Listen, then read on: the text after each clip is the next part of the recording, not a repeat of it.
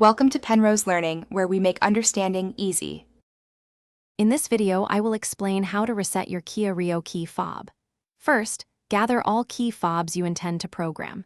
Make sure your car battery is fully charged to avoid interruptions.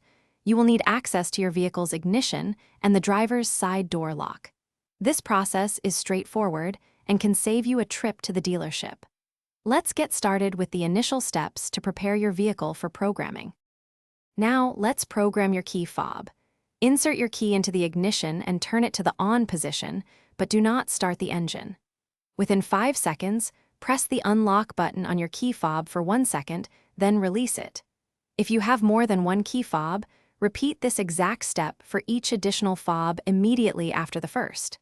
This ensures all fobs are recognized by your vehicle's system. After programming, turn the ignition key to the off position and remove it from the cylinder. Now, it's time to test each of your key fobs. Walk a short distance from your car and try locking and unlocking the doors with each fob. Ensure all buttons, like the trunk release, work correctly. If any fob isn't working, simply repeat the entire programming sequence from the beginning, paying close attention to the timing. To keep your key fobs working reliably, remember to replace their batteries every 2 to 3 years. It's also a smart idea to have a spare key fob programmed, just in case you misplace your primary one.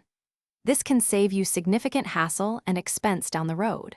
For those looking to improve their financial well-being, check the description for a link to a fantastic book that can truly change how you think about money, along with other great deals.